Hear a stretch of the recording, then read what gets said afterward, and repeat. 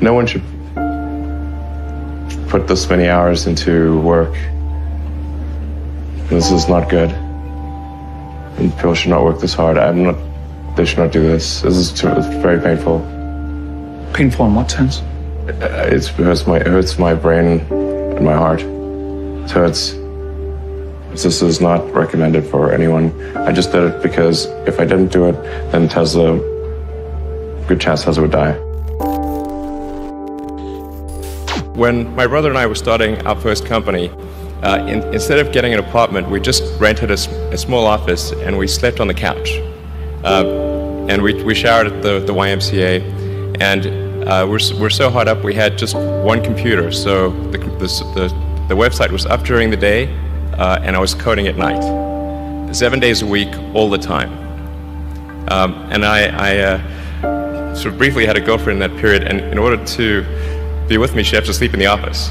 So work hard, like every waking hour. That's the thing I would say particularly if you're starting a company. And I mean, if you do simple math, you say like, okay, if somebody else is working 50 hours and you're working 100, you'll get twice as much done in the course of a year as the other company.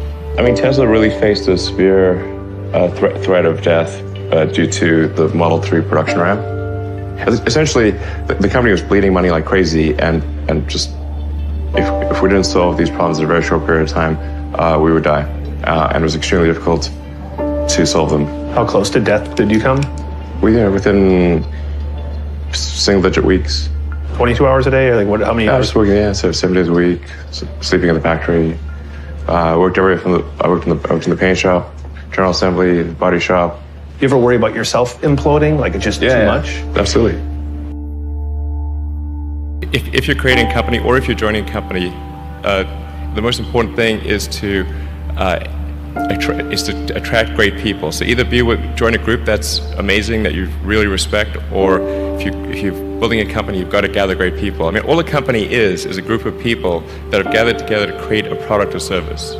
And so depending upon how talented and hardworking that group is, and the degree to which they are focused cohesively in a good direction, that will determine the success of the company.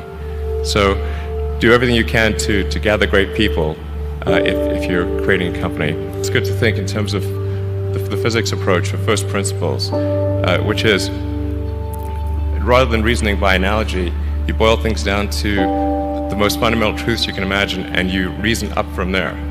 And this is a good way to figure out if something really makes sense, or if it's just what everybody else is doing.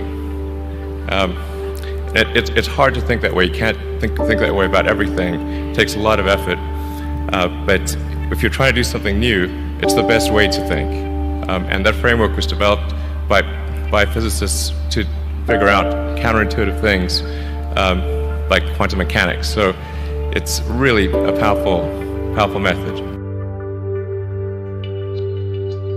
Then it's just you have to apply a lot of hours to actually working. So the way I generally do it is I'll be working at SpaceX on Monday, and then Monday night fly to the Bay Area, spend Tuesday and Wednesday in the Bay Area, then at Tesla, and then fly back on Wednesday night, spend Thursday and Friday at SpaceX. In the last several months, then I would fly back here on a Saturday and either spend Saturday and Sunday at Tesla or spend Saturday at Tesla and Sunday at SpaceX. Just showing up is half the battle. Just, you got to try hard to do it, and don't be afraid of failure.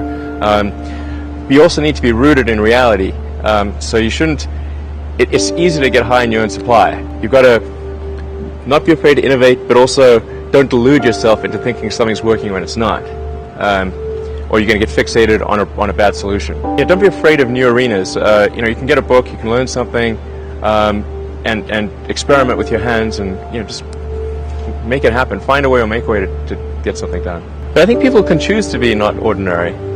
They can choose to not necessarily conform to the conventions that were taught to them by their parents. So yes, I think it's possible for ordinary people to choose to be extraordinary. If somebody is doing something that is useful to the rest of society, I think that's a good thing. Like, it doesn't have to change the world. Like, you know, if you're doing something that has high value to people, if it has a small amount of good for a large number of people, I think that's fine. Like, stuff doesn't need to be changed the world just to be good. Being focused on something that you're confident will have high value to someone else, and just being really rigorous in making that assessment, because people tend to, a natural human tendency is wishful thinking.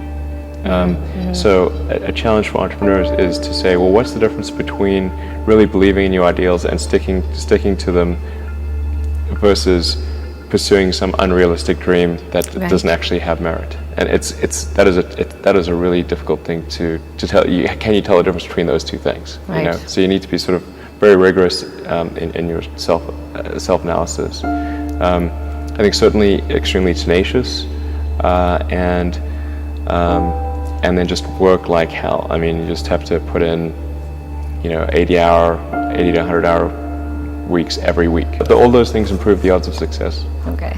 I mean, if other people are putting in 40-hour work weeks and you're putting in 100-hour work weeks, then even if you're doing the same thing, you know that in 1 year you will achieve what they achieve. You will achieve in 4 months what it takes them a year to achieve. You construct this like there's this great holy grail potential in the future. You have to stay grounded in the short term. So because if you don't do things that pay the bills, you're not going to achieve the ultimate long-term objective. But it's nice to have that sort of holy grail long-term potential out there as an inspiration for coming to work. It's really a mindset. You have to decide, we're going to try to do things differently, well, provided that they're better. You shouldn't do things differently just because they're different. They need to be different and better. But I think you just have to sort of decide, let's think beyond the normal stuff and have an environment where that sort of thinking is encouraged and rewarded, and where it's okay to fail as well. Because when you try new things, you try this idea, that idea, well, a large number of them are not going to work, and that has to be okay. If every time somebody comes up with an idea that has to be successful, you're not going to get people coming up with ideas. You had that third failure in a row. Did you think, I need to pack this in? Never. Why not? I don't ever give up. I mean, I'd have to be dead or completely incapacitated